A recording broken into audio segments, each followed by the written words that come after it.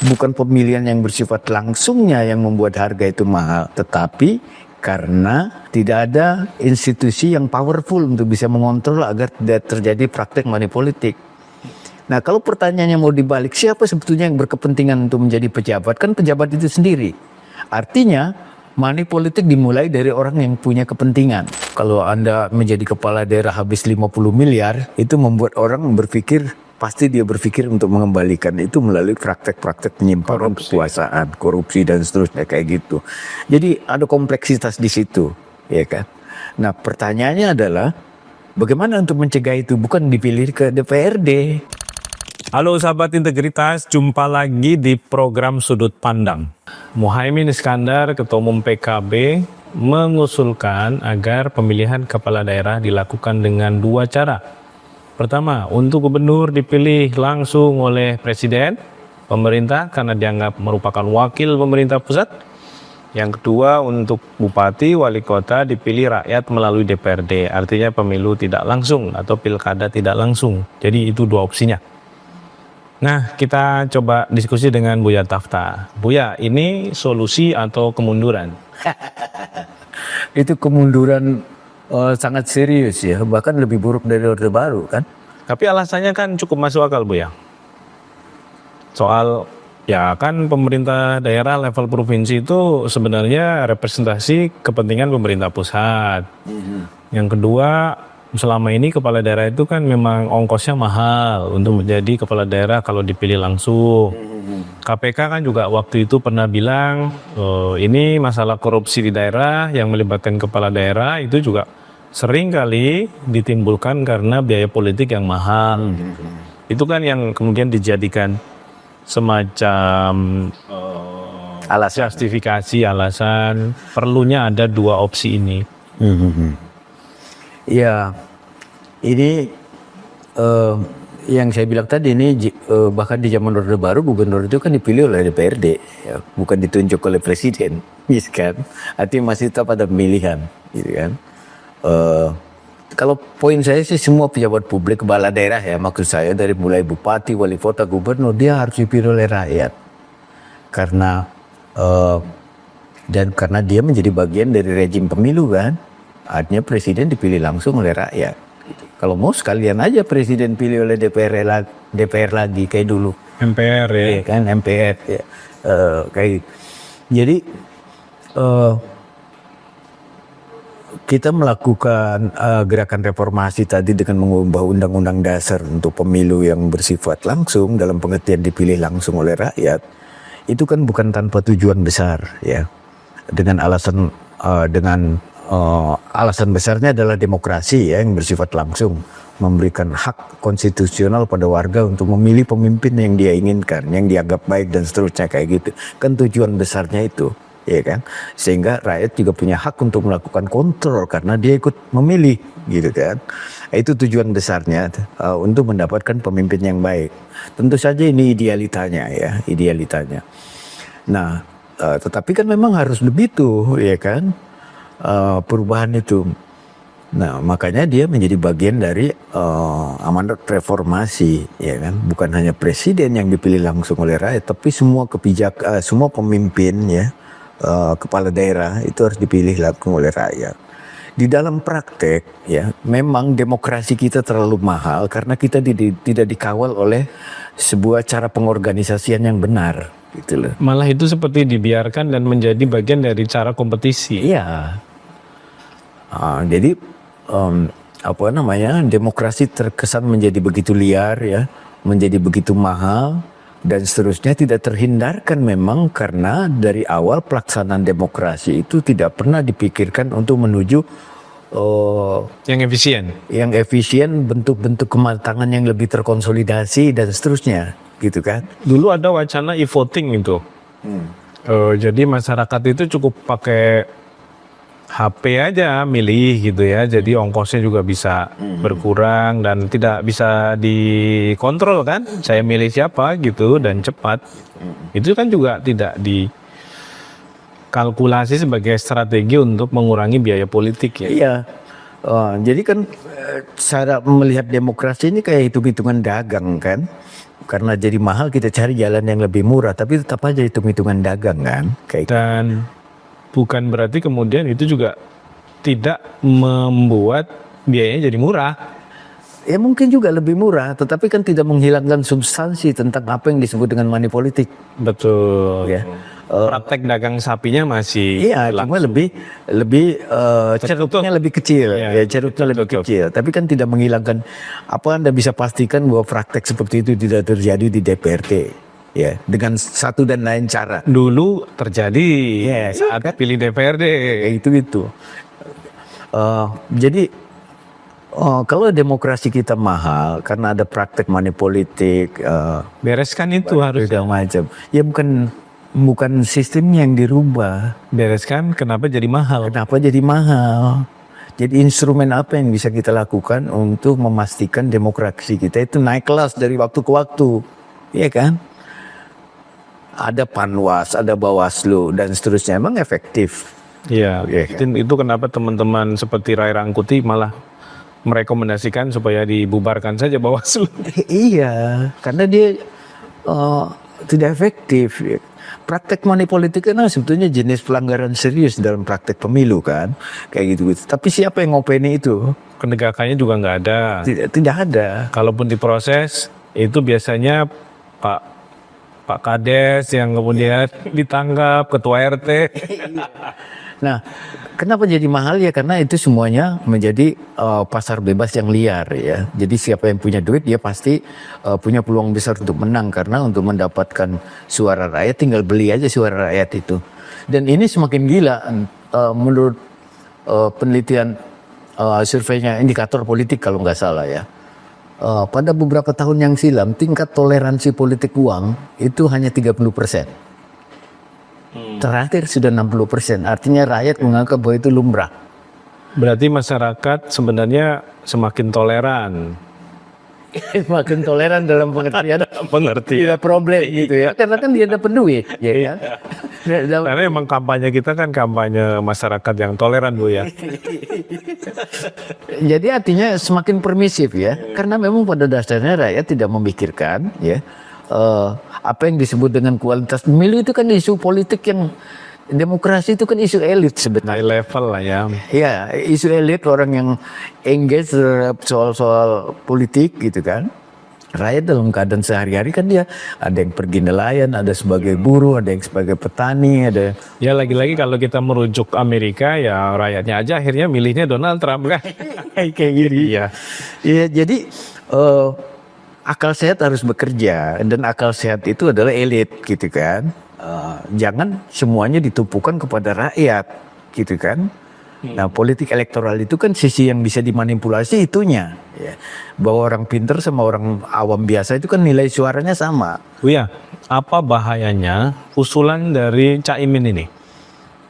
Ia tidak menyelesaikan apa yang menjadi impian kita bersama tentang apa yang kita sebut demokrasi ya, sebagai mekanisme untuk menemukan pemimpin yang terbaik dalam perspektif rakyat. Ya kan, tapi apa itu yang disebut dengan perspektif rakyat dalam konteks elektoral yang bersifat pragmatis tadi? Artinya suara, iya kan?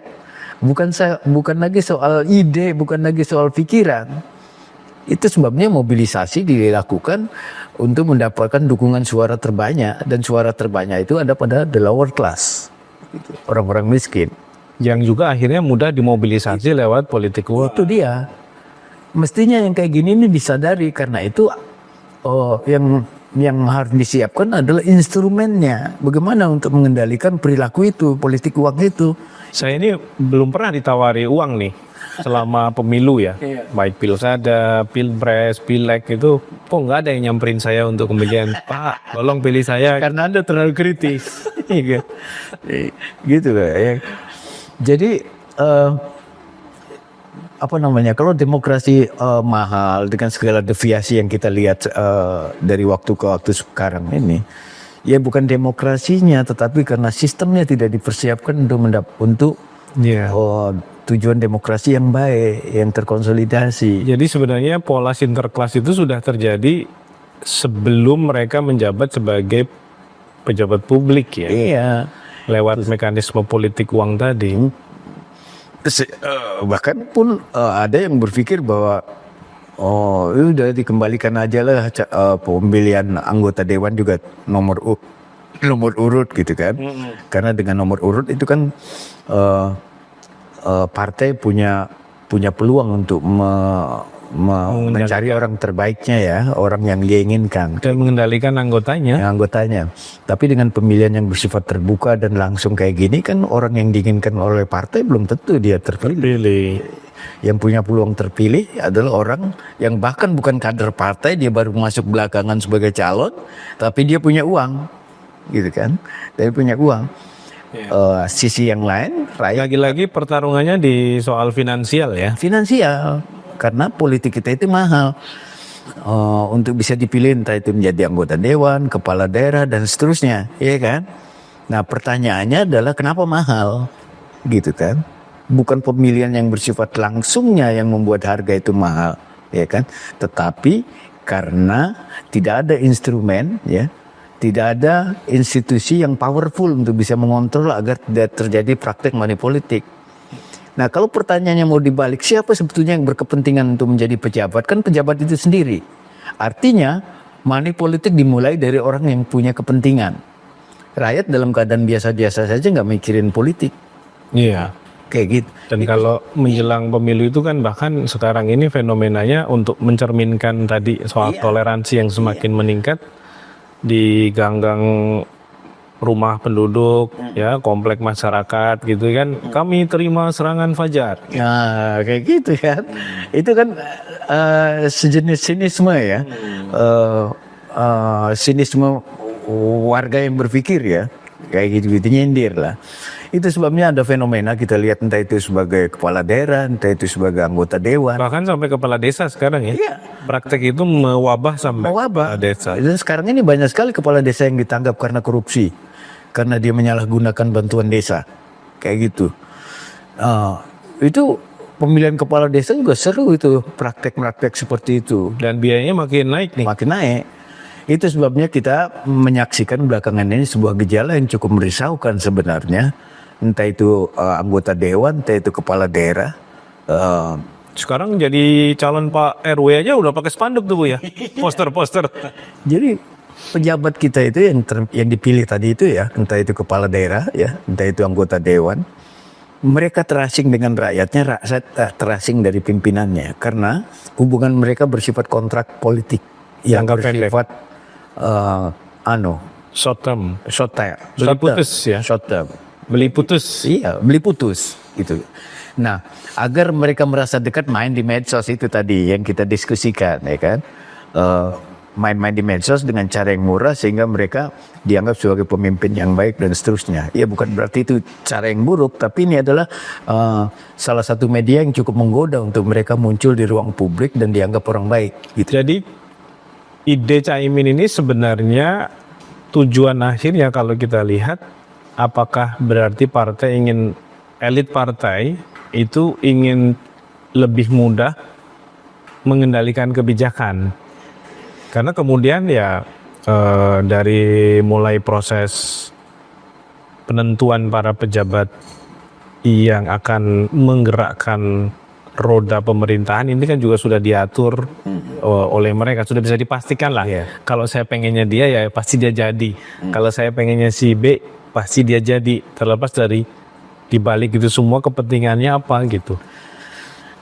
Ya, dengan model yang ditawarkan oleh Caimin kan partai kembali menjadi aktor utama dalam pentas politik elektoral, ya kan? Bukan lagi menggaransikan pada orang, gitu kan? Sehingga partai punya posisi lobby yang kuat, gitu, untuk macam-macam hal kayak gitu. Nah, logika Caimin bahwa gubernur itu adalah perpanjangan tangan presiden pusat. Ya nggak betul juga, Dia mempunyai tanggung jawab wilayah sendiri yang punya karakter masalahnya sendiri dan seterusnya. Karena itu dia harus dipilih oleh warga yang ada di daerah itu, sehingga tanggung jawabnya bukan pada presiden, tanggung jawabnya pada rakyat yang ada di situ. Itulah demokrasi gitu. Lepas dari soal biaya mahal dan seterusnya tadi ya, yang menjadi agenda nggak kalah seriusnya untuk kita perbaiki itu. Gitu. Kecuali mau ekstrim ditiadakan aja sekaligus pemerintahan provinsi. Dari pemerintah pusat langsung kabupaten kota kan? Iya betul. Nah jadi apa ya? Kelihatannya masuk akal semua orang yang berpikir short term kayak gitu ya. Masuk akal dalam pengertian karena ada fakta ya, bahwa pilkada kita ini mahal, bahwa pilkada ini tidak juga menghasilkan pemimpin persis yang dan kuat kita anggap baik dan seterusnya. Korupsi juga mewabah. Anggaran daerah juga masih bergantung ke pusat. PAD-nya juga masih begitu-begitu aja di banyak daerah gitu ya. Jadi melihat demokrasi itu jangan pakai logika dagang gitu loh. Demokrasi memang mahal karena dia butuh orang-orang yang punya kepedulian untuk membangunnya menjadi lebih baik, lebih terkonsolidasi dan seterusnya. Ini mahal dalam pengertian prosesnya harus serius, kualitas ya, bukan mahal dalam pengertian berapa uang yang harus terlibat di situ. Iya. Nah sekarang ini kan direduksi menjadi problem uang gitu kan. Demokrasi itu mahal sebagai cita-cita ideal ya. Sebagai fase peradaban ya. Fase peradaban. Karena kalau direduksi menjadi soal yang bersifat material, masalah uang dan seterusnya, ya udah sekalian aja jalan pintas semuanya dipilih oleh presiden. Atau kita kembali aja ke pola sebelum kemerdekaan, kerajaan jadinya. Iya, ya, kayak gitu-gitu. Kerajaan Indonesia Nusantara. Nah, menurut saya ya, demokrasi tetap dalam polanya seperti sekarang, artinya kepala daerah dipilih langsung oleh rakyat. Cuma harus ada perhatian yang serius untuk menafikan ya, untuk mencegah praktek-praktek deviasinya, praktek-praktek penyimpangannya dan seterusnya. Karena ini nggak pernah diopeni, gitu, ya kan? Pada semua pemilihan yang bersifat elektoral ya, entah itu anggota dewan, entah itu kepala daerah ya, ini soal yang lebih seriusnya di situ, sehingga biaya politik menjadi bisa ditekan ya kan, dalam pengertian biaya politik yang tidak perlu ya. Lalu yang kedua juga di situ ada unsur edukasi di ruang publik ya terhadap rakyat, bahwa pemilihan ini sebetulnya hajat kita semua, hajat kita rakyat gitu, agar kita juga punya hak untuk menagih ya pada kepala daerah yang kita pilih gitu kan, melalui kebijakan-kebijakannya dan seterusnya. Lalu praktek korupsi juga bisa dicegah karena di situ tidak ada uang yang besar-besarkan dikeluarkan secara tidak pada tempatnya ya, dianggap sebagai itu biaya politik gitu kan. Kalau Anda menjadi kepala daerah habis 50 miliar gitu kan, itu jumlah yang tidak kecil ya.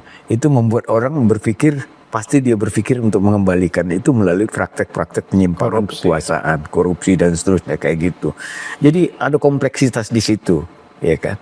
Nah pertanyaannya adalah bagaimana untuk mencegah itu, bukan dipilih ke DPRD, karena praktek yang sama juga tinggal mindahin di situ kan, kayak gitu, dengan ceruk yang lebih kecil dan mudah dikontrol, tapi kan tidak menghilangkan substansi, kayak gitu.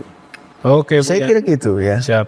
Jadi jalan pragmatis mengamputasi demokrasi. Nah, itu mungkin apa yang diusulkan oleh Caimin ya, sehingga masalah-masalah struktural yang lama kita hadapi dalam demokrasi langsung itu justru tidak difokuskan untuk diselesaikan.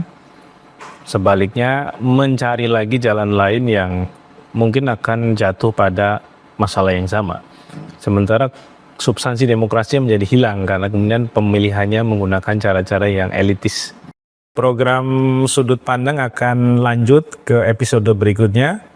Tetap bersama Buya Tafta. Kita ketemu lagi di lain waktu, sampai jumpa.